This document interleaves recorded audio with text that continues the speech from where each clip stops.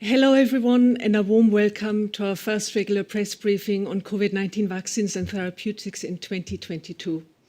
This is Monika Benstetter in Amsterdam. It's my pleasure to present our panel.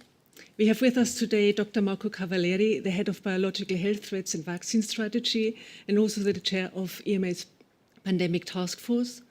We have Dr. Fergus Sweeney, the head of Clinical Studies and Manufacturing Task Force, and Dr. Georgi Genov, the head of Pharmacovigilance. Dr. Cavalieri will kick off today's briefing with a short update on recent developments. We then open the floor to your questions to our panelists. Just a few technical points before we start. Your microphone is presently disabled, but we will unmute you when you take the floor to ask a question. And this briefing is broadcast via YouTube and Europe by satellite. The footage can be used free of charge by all media organizations. And now, without any further ado, I will hand over to Dr. Cavalieri for his update. Dr. Cavalieri, please. So, good afternoon, everyone, and thank you for joining our first regular COVID-19 press briefing in the new year. I would like to address a few important topics before we open the floor for your questions. So first, the epidemiological situation continues to be very worrying in the European Union. We are seeing rapidly growing infection rates across all the member states. The situation is largely driven by the continuous circulation of the Delta variant and rapidly increasing spread of the Omicron variant in many countries. The highly transmissible Omicron variant was first detected in Europe at the end of last year. It is now spread quickly across our continent. It is fast becoming the dominant variant. It appears Omicron causes less severe disease than the Delta variant. Studies from South Africa, UK, and some European countries are showing that the risk of being hospitalized after infection with Omicron is decreased to approximately half compared to the Delta variant. However, more precise data, including data in vulnerable groups, are needed to confirm that the severity is indeed lower. Omicron apparently presents some differences in the way it infects cells after binding to the ACE2 receptor, which could lead to a reduced spread of the disease into the lungs. On the other hand, Omicron is highly contagious, resulting in high numbers of infected individuals, so it is very important to be aware of its potential burden and not to dismiss it as a mild disease. More data are awaited to fully characterize the behavior of this variant. Preliminary results from recently published studies are showing that the vaccine effectiveness against the symptomatic disease is significantly reduced for Omicron and tends to wane over time. The study suggests that more vaccinated people will develop breakthrough infection and disease resulting from Omicron due to the immune evasion associated with this variant. When it comes to severe disease and hospitalization linked to the Omicron variant, the emerging evidence, including real-world effectiveness data, suggests that COVID-19 vaccines continue to provide high protection. Data from South Africa indicate that people who have received 2 doses of COVID-19 vaccine have up to 17% protection from hospitalization. Similar data were coming from the UK that show that while protection declines after a few months after vaccination, it rises up again to 90% after a booster shot. This confirms the importance for EU citizens to complete their primary vaccination with one of the vaccines authorized in the EU and for those eligible to get a booster shot now. More data on the impact of Omicron on the effectiveness of the approved vaccines, as well as a better understanding of the epidemiological evolution of the current Omicron wave, are needed to define how urgently an adaptive vaccine with a different composition is warranted. Many elements need to be taken into consideration, notably the fact that by the time any vaccine adapted to Omicron is developed, it is possible that the epidemiological picture in the EU will have significantly evolved in terms of circulating variants and natural exposure to Omicron. While a monovalent Omicron vaccine would represent an obvious candidate to be investigated, other options such as a multivalent vaccine cannot be ruled out as potential alternatives. Our conversation with vaccine developers are ongoing in case there is a need for such a change. This includes agreeing on the clinical study design for the investigational updated vaccine, which should cover, as a minimum, the scenarios of booster administration after homologous or heterologous vaccination. We are also discussing with developers feasibilities of studies where a variant vaccine is used in a primary vaccination cycle. Any change would have to be coordinated globally. This is why EMA, in its role as chair of the International Coalition of Medicine Regulatory Authorities, or ICMRA, have called for a meeting of global regulators, which we will be co-hosting together with our colleagues from the FDA tomorrow. I would like to talk more about booster doses now. It is becoming increasingly clear that boosters are needed to extend vaccine protection and their effectiveness because this wanes over time, typically after around 5 to 7 months with Delta and faster with Omicron. The data on the impact in real life shows that giving a booster dose strengthens the immune response even behind what was seen with the initial course and restores or extends protection. The booster campaigns are well underway in the European Union, and we know one key question on people's mind is now, when will booster be recommended for people below 18 years of age? Currently, EMA has received and is evaluating an application to extend the use of booster dose for Comirnaty, the Pfizer-BioNTech vaccine, to adolescents from 16 to 17 years of age, and we are expecting that the company will submit shortly a similar application for a booster in 12 to 15 years old. EMA will review this application in an accelerated manner with the objective to reach an opinion as soon as possible. Additionally, there is an emerging discussion around the possibility of giving a second booster dose with the same vaccine currently in use. Data have not yet been generated to support this approach. While use of an additional booster shot could be considered as part of a contingency plan, repeated vaccinations within short intervals would not represent a sustainable long-term strategy. Recently, we have seen rapid spread of infections in younger age groups. Even though COVID-19 is generally mild in children of all ages, for some it can lead to severe disease, hospitalization, and even death. Data from the United States show that the negative impact of COVID-19 on children is larger than for a whole range of other vaccine-preventable diseases such as hepatitis A, chickenpox, and influenza. In November, EMA recommended approval of the first COVID-19 vaccine for use in children 5 to 11. The evidence so far indicates that COVID-19 vaccines are as effective in children as they are in adults, and that they prevent most cases of COVID-19 that would occur without vaccination. Data show that vaccines are highly effective at preventing hospitalization and other consequences of COVID-19, such as the multisystem inflammatory syndrome. Safety data is reassuring. Severe side effects in children are very rare. Similarly to adults, most side effects of COVID-19 vaccines in children are mild or moderate and get better within a matter of few days. We particularly looked at myocarditis and pericarditis, which are inflammatory conditions affecting the heart. Very rare cases have occurred in adolescents and adults after vaccination with messenger RNA vaccines. Data from large vaccination campaigns indicate that the frequency of these side effects in younger children is significantly lower than in adolescents and adults. I would also like to touch upon COVID-19 vaccination and pregnancy. We know this is an area where the information provided to women was initially limited, since pregnant women were not typically included in the clinical trials, which led to the approval of the vaccines. However, now, further data is now available on the safety and effectiveness of COVID-19 vaccine during pregnancy. EMA COVID-19 Task Force, the ETF, is therefore reviewing the results of several studies involving over 100,000 pregnancies at different stages.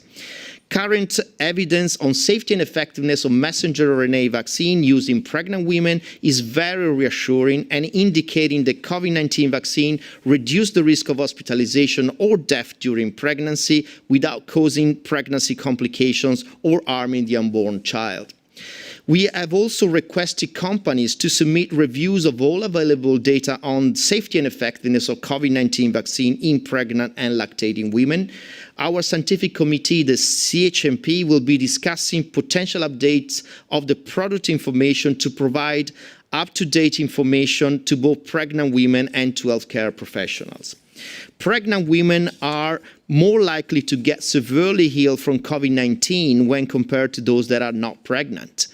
Those who get infected with COVID-19 during pregnancy are also at increased risk for preterm birth and stillbirth and might be at increased risk for other pregnancy complications. Vaccination is the best way to get both mother and child effectively protected and should be pursued as soon as possible. Before I conclude, I would like to give a short update on Paxlovid, an antiviral that can be taken orally by people who are at home, but might be a risk that the disease becomes worse. Following the start of the rolling review in the middle of December, EMA has now received a formal application for a marketing authorization for this antiviral. EMA will assess the benefits and risks of Paxlovid under a reduced timeline and could issue an opinion as soon as possible and within weeks. The surge of Omicron also has an impact on the authorized treatments against COVID-19. It is expected that many neutralizing antibodies will lose their efficacy against Omicron. Sotrovimab Xevudy appears to be the only EU-approved monoclonal antibody that can neutralize the new variant. Oral and intravenous antivirals such as Paxlovid and Remdesivir, the active substance of Veklury, maintain their efficacy against Omicron and can provide an additional tool to limit the burden of disease associated with this variant. I will stop here and give the floor back to our moderator. Thank you. Thank you, Dr. Cavalieri, for this comprehensive summary. I will now open the floor to questions from journalists. I see that the first hand that's up is from Maria Psara from EFSIN. Maria, we will unmute you and give you the floor to ask your question. Maria, please. Hello, Happy New Year, and thank you for the floor. I have two questions, if I may. Greece has announced that the fourth dose of vaccine for the vulnerable will start from April. What is your comment on that? And do you think that a fourth dose will be needed for all the population? And if so, with the vaccines that already exist? And the second question is this. Spanish Prime Minister Pedro Sánchez said that we should evaluate the evolution of COVID-19 from a pandemic status toward an endemic status after the peak of Omicron. What is your opinion on that? When could we see the light at the end of the tunnel? Thank you. Thank you, Maria. I think these two questions go to Dr. Cavalieri. So please, the first question is on the fourth dose, the second booster. Dr. Cavalieri, please. Yeah, as said in the introductory speech, we have not seen yet data with respect to a fourth dose, and we would like to see this data before we can make any recommendation. But at the same time, we are rather concerned about a strategy that entangles repeated vaccination within a short term. So this is something that should be part of an overarching strategy on what could be the best strategy for vaccination over time, making clear that we cannot really continuously give a booster dose every 3-4 months. Of course, when it comes to the vulnerable, and if you mean with that immunocompromised, that would be a bit of a different story.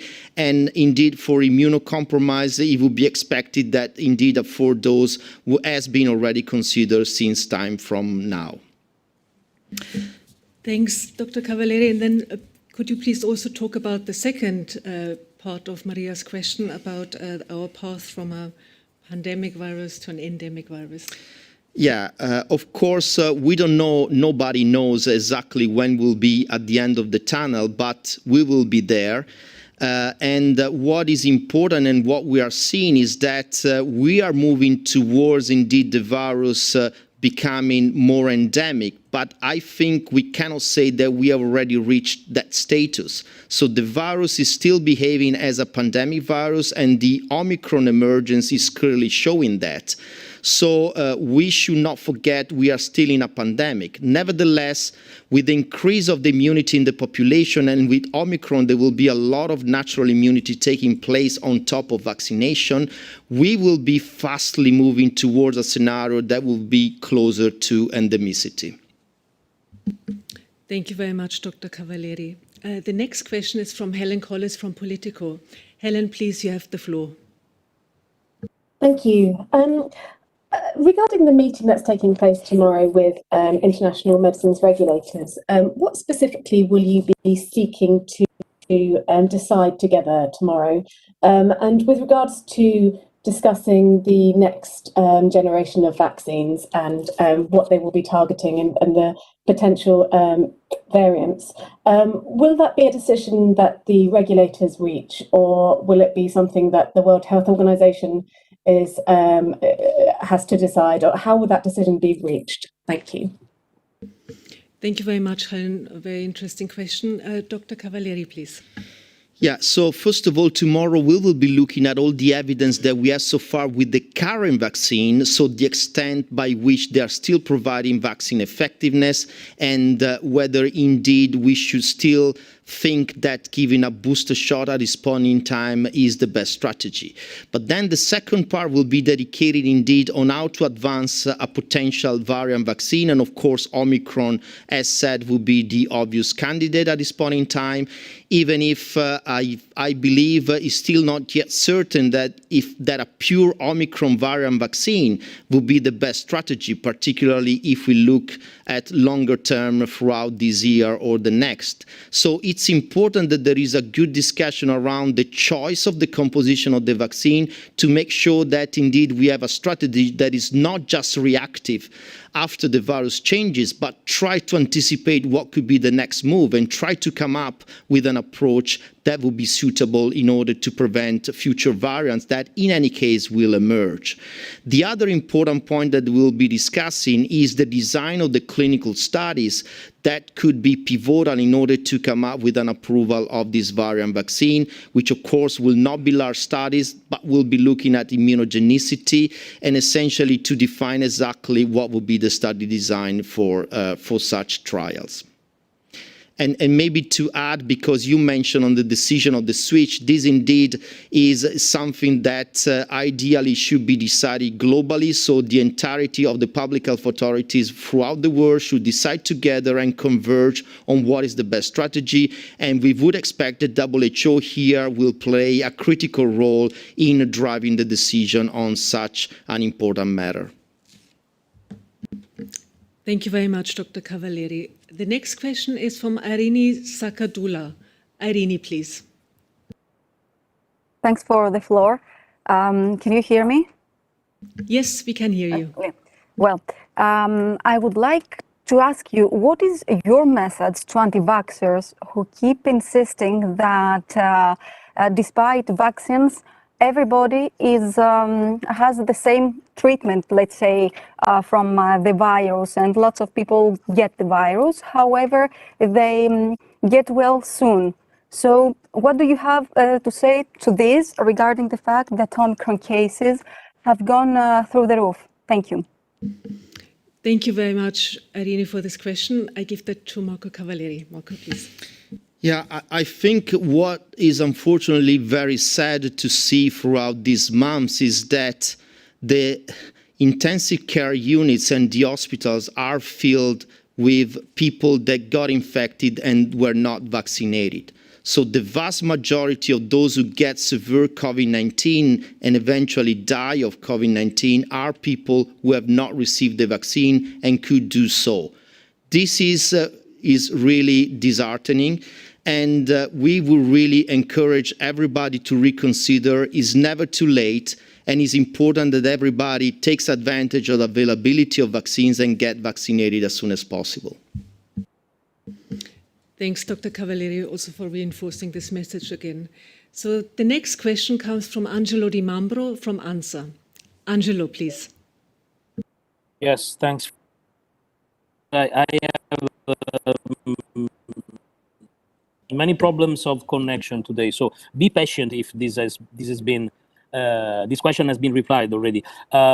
Yesterday, the Pfizer had said that they can have an updated vaccine for Omicron by March. If this is considered to be necessary, how long it will take for EMA to eventually possibly approve the authorization of an updated vaccine? Thanks. Thank you very much, Angelo. No, this question has not been asked yet, and this goes again to Dr. Cavalieri. Marco, please. Yeah, so as we said already in the past, according to the new path that we defined already last year, if you remember, we issued a reflection paper on the requirement for approval of a variant vaccine. We estimate that it would take approximately 3-4 months to approve a new variant vaccine, which would mean that we would go into April at the very least, or maybe May, depending on the conduction of the clinical studies. So this could be the time frame for a potential approval of any variant vaccine. But as said, in terms of the switch of the manufacturing, this is a decision that is behind the EMA, and it would be very important, as said, that there is a global discussion around the best option here in the interest of public health. Thank you, Dr. Cavalieri. The next question is from Donato Mancini from the Financial Times. Donato, please.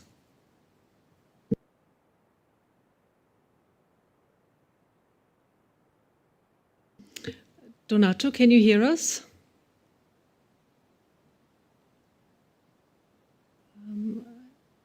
So I don't think we can have Donato right now. Maybe he can come back later. So then I would go next to Victoria English from Med News. Victoria, please, the floor is yours. Thank you very much. I'd like to return to something that Dr. Cavalieri said in his opening remarks, which was repeated vaccines, meaning, I believe he meant boosters, are not a sustainable long-term strategy. I'm trying to understand whether you're suggesting that we might develop resistance against too many boosters taken at a short interval. That's the first part of the question. And the second part is the real issue how to make a transition to a multivalent vaccine that could be administered just maybe once a year? Thanks very much, Victoria. So 2 questions here. Question number 1 is on frequent boosters, and I give that to Dr. Cavalieri. Yeah, indeed. There are 2 concerns here. Is that if we have a strategy in which we give boosters, let's say, every 4 months approximately, we will end up potentially having problem with the immune response, and the immune response may end up not being as good as we would like it to be. So we should be careful in not overloading the immune system with repeated immunization. And secondly, of course, there is the risk of fatiguing the population with the continuous administration of boosters.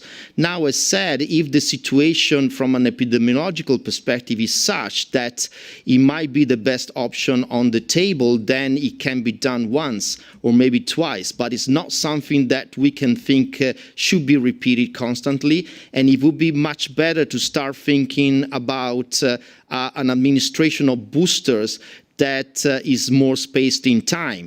And ideally, if we want to move towards a scenario of endemicity, then such boosters should be synchronized with the arrival of the cold season in each of the hemispheres, similarly to what we're doing with the influenza vaccine. So now we will have to think about how we can transition from the current still pandemic setting to a more endemic setting in which this would be the desirable option. Thank you, Dr. Cavalieri. So let's try again whether Donato Mancini can now ask his question. Donato, please, the floor is yours.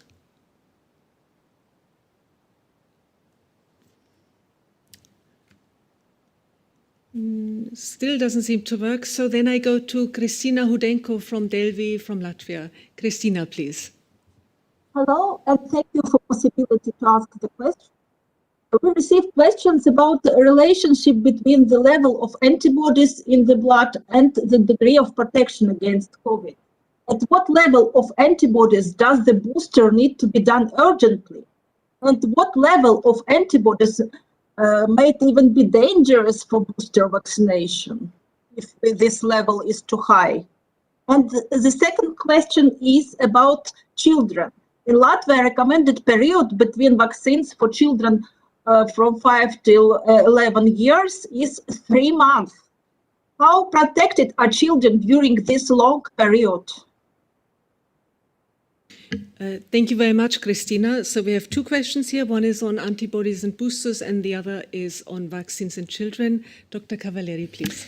Yeah, so we don't have a correlate of protection, so we don't have an exact amount of the antibodies that could be linked and translated into a certain level of protection from infection, symptomatic disease, or severe disease. Many efforts have been put in place, and what we know is that neutralizing antibodies do correlate with protection, but it's very difficult to find a threshold that would define who is protected from those who are not protected. So we have to be very careful in not overinterpreting the amount of circulating antibodies because it could be misleading. We have seen at the individual level subjects also in clinical trials that had quite high level of neutralizing antibodies but still got infected, and vice versa, individuals with low level of neutralizing antibody that did not get COVID during the trials. So I think it's very difficult at this point in time to consider any strategy with respect to booster doses that would be linked to the level of circulating antibodies. With respect to your second question, children 5 to 11, I understand in Latvia they are giving the 2 doses with a 3 months interval. Did I get it right? Okay, yeah, so it's pretty clear that 1 dose confers some protection, but it's far from optimal, and you need to get the second dose in order to achieve an optimal protection. Spacing doses may be something that can be considered for a number of reasons, including minimizing the potential occurrence of adverse events, because it might reduce the chances that these are emerging. At the same time, we know that 2 doses of vaccines may provide some limited protection against Omicron, but still, there is quite substantial protection from severe disease, and we would expect that this will be the same also in young children. So we look forward getting more data with respect to effectiveness in young children to confirm if this is the case. Thanks very much, Dr. Cavalieri. So the next question is from Marco Bresolin from La Stampa. Marco, the floor is yours. Yeah, thank you very much. I hope you can hear me. The question is for Mr. Cavalieri. Do you have any evidence on the protection granted by the natural infection compared to the booster dose? And what is your advice for people who get infected after 2 doses, after being received 2 doses of vaccines? Should they get the booster doses, and when? Thank you. Thank you, Marco. Again, very interesting questions. Both go to Dr. Cavalieri. The first one is on natural infections versus boosters, and the second is advice to people who got infected after 2 doses. Marco, please. Yeah, so this is an important topic, and we have been struggling with the evidence that we have around this. I think that all we have seen so far is showing that natural infection provides quite a decent level of protection from reinfection, but two things. First of all, we've seen that with Omicron, reinfection occurs quite frequently, and even more so than in vaccinated people. And secondly, what we've seen in a number of studies, including large effectiveness and real-world evidence data, is that getting vaccination after natural exposure, given what is so-called the hybrid immunity, is very beneficial for the immune system because it expands the breadth of coverage of both humoral and cellular immunity, and also importantly increases protection. All studies have shown that people who were naturally infected, when they receive also vaccination, the protection is increased.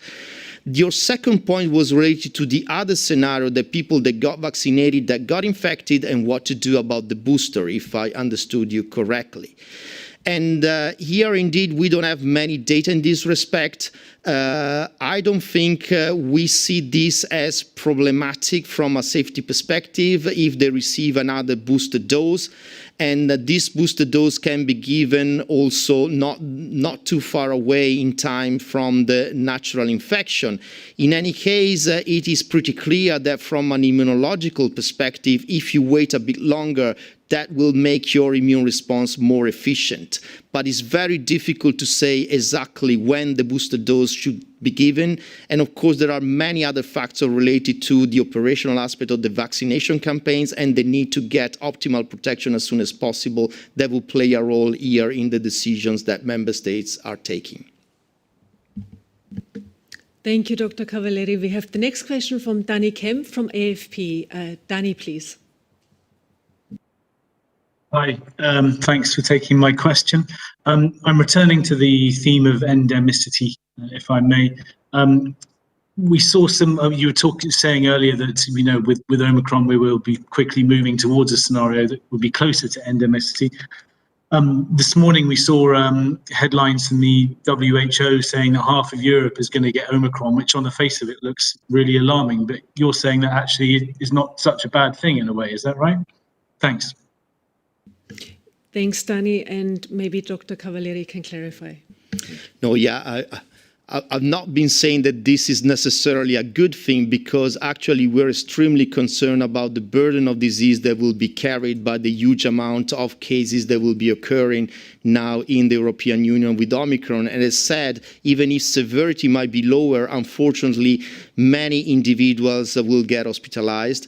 So we have to be prepared of the consequences of such a wave. At the same time, the fact that this virus is so transmissible, it means that a lot of people will get exposed, and many even asymptomatically, which means that, this will confer a natural boosting to the immunity of all of us, which will be important for the sake of building this extra layer of immunity that could lead then to endemicity. So even if this is not necessarily good news, and I don't think it's good news, at the same time, we can think that after this wave has gone through Europe and other parts of the world, a lot of people would have been exposed to the virus and will have a strong immunity that will build then the way towards endemicity. Thank you for this clarification, Dr. Cavalieri. And now we have a question from Virginie Bargouet from APM. Virginie, please. Yes, hello. My question is related to AstraZeneca PrEP antibody, Evusheld. I would like to know if, to your knowledge, is this antibody still active, because it's still recommended in France. I'd like to know what you think about it. Dr. Cavalieri, please. Yeah, so as you know, this is a cocktail of two monoclonal antibodies that is currently under rolling review by the EMA, and we are looking carefully at all the emerging data, including its ability to cross-neutralize Omicron. And here we are seeing data that will show that there is anyway a reduction in the level of neutralization of this cocktail against Omicron. But it's very difficult for us to really have a clear view of whether this drop in neutralization then will lead to a decrease in efficacy. And that's why it's so important that, similarly to what we do with vaccines, we establish a good network across Europe and other parts of the world that is able really to determine if there are some decreases in the effectiveness of different therapeutic agents such as this one, so that we can really understand whether this drop in neutralization is really conferring a reduction in the efficacy. And we will be discussing more with the company around all the emerging data in this respect. Thank you very much, Dr. Cavalieri. So I'll try yet another time to see if we can get Donato Mancini on. Hey. Donato? Yes, you can hear me now. Yes, perfect. Now we can hear you. The floor is yours for your questions. Thank you for your patience and thank you for taking my question. Happy New Year. I have a couple. I'm sorry. What's the latest on Molnupiravir? Are you going to approve it? Are you not going to approve it? We know that France has cancelled its order. Or do you know if any others have done that as well in Europe? On next generation vaccines, have you received any applications for nasal ones? Are you looking at rolling submissions for that? Would you prefer nasal vaccines, given they appear, I mean, theoretically at least, they would block infection better than intramuscular vaccines? And on Paxlovid, are you only looking at European supply chains or also extra-Europe supply chains? Thank you. Thank you very much, Donato. Quite a lot to unpack here. So 3 questions. One is on Molnupiravir, one on nasal vaccines, and on Paxlovid. And I think they will go to Dr. Cavalieri. So, Dr. Cavalieri, Molnupiravir, please. Yeah, I will try to be brief. Molnupiravir, we are going ahead with the review of all the data now that we received all the information with respect to the pivotal clinical trials, including the final analysis of such study. And it's still unclear about when exactly we will be concluding this process, but I would expect that is also a matter of weeks from now. So this is going ahead from our perspective.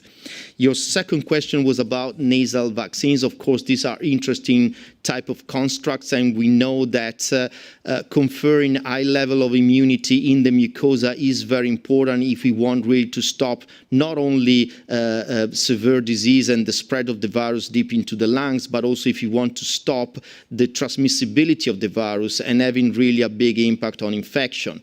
Unfortunately, these vaccines, which are in the pipeline, are still in the early phases of clinical development, so it's very early to predict by when any of these vaccines could be approvable or whether they will be able to show a level of immune response or protection that will be acceptable for approval. Your third question on Paxlovid, of course, we cannot talk too much about information that have been shared in confidence during the review of this product, but we will be looking at any manufacturing site that has been submitted by the company, and we will try to make sure if all these manufacturing sites will be approvable. Thank you, Dr. Cavalieri. And now we have time for one more question, and that question comes from Tommaso Gallavotti from ADN Kronos. Tommaso, please.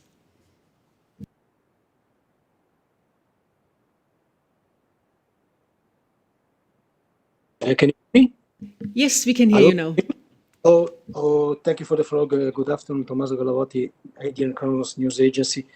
It's just a question about the compulsory vaccination, because some member states are moving towards compulsory vaccination. I know it's a political decision, but I wonder if you can tell us if you think that moving towards compulsory vaccination might accelerate the transition to an endemic scenario, since the hospitals are filled with unvaccinated people.